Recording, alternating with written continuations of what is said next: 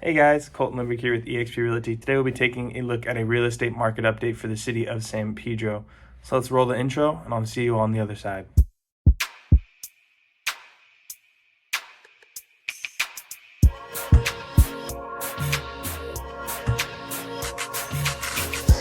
Alright, so here we are on my computer. We're going to first start off with a median sales price. We are going to look, currently we're sitting at $920, which is great because look back in July, we were only sitting at $875. Come back up here in September, we're looking at just right about $1 million. Kind of came down a little bit from there to $920. We're going to be taking a look at the median days on market now. The days on market is really indicative of what the market is doing. Currently, again, we're at 18, but if we look back like peak COVID, the lowest days on market we're sitting about 8. So this is a little worrisome for some of the sellers out there. But for buyers, you can really kind of look at this and go, okay, we have supply, there's homes in the market still.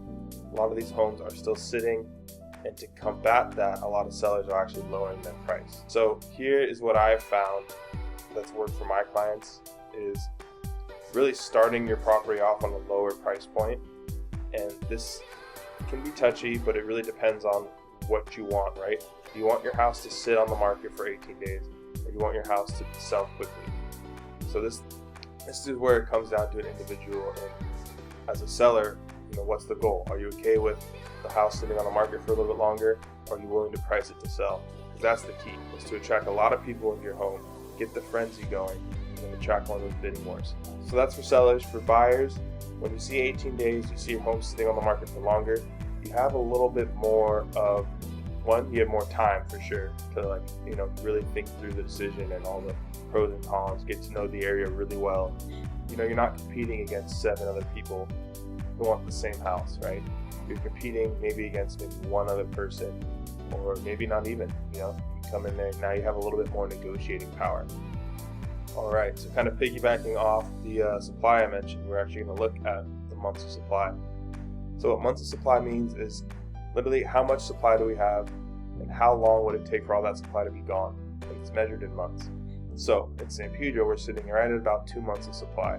A balanced market, usually we see anywhere from 4 to 7 months of supply, around there, 4 to 6 months really, which means that there is a lot of buyers still, even with these high interest rates, who are still looking for properties. Even though the days on market have gone up, we're still seeing that people are out there looking to buy these properties, and a lot of them have cash on hand, or understand that the interest rates are just a short-term thing and eventually they can refinance.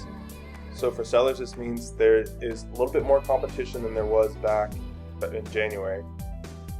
And the low was in January, where we had just about a month of supply left, and that was like when everyone was out buying.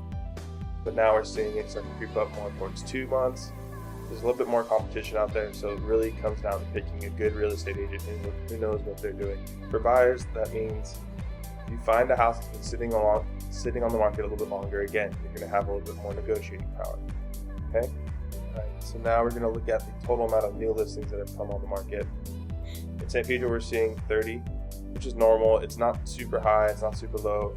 Literally, San Pedro has always fluctuated right around the 20s to 30 range of new properties coming in. But this, let's say you were to sell, right? These 30 properties would be your competition. So as a realtor, what I would do is I would look at these 30 properties and I would see, okay, at the price point that you were going to list your property at, what does the competition look like, and how can we make ours more attractive?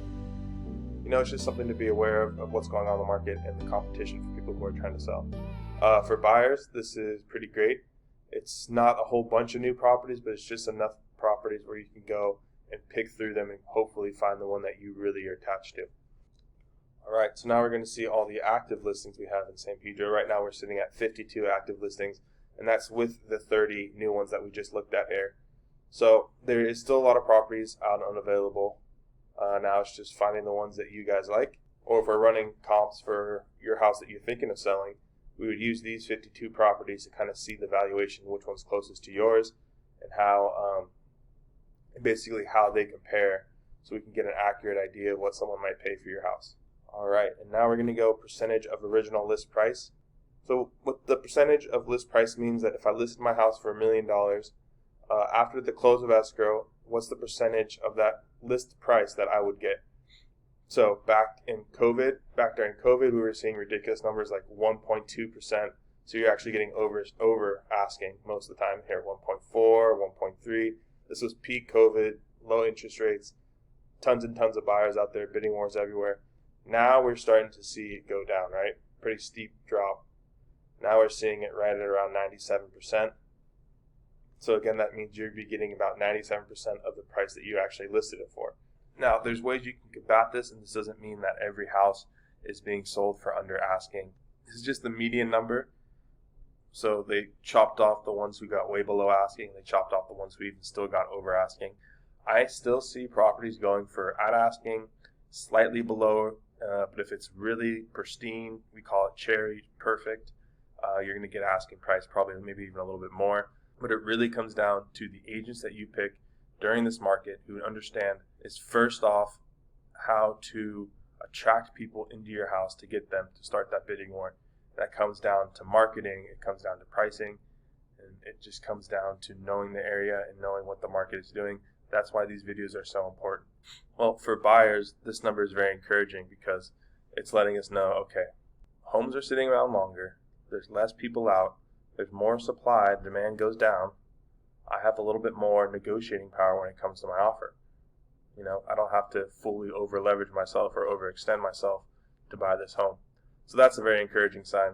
My one piece of advice to people who are still looking or thinking of buying is start taking it a little bit more seriously now, because like Warren Buffett said, millionaires are made in the down markets.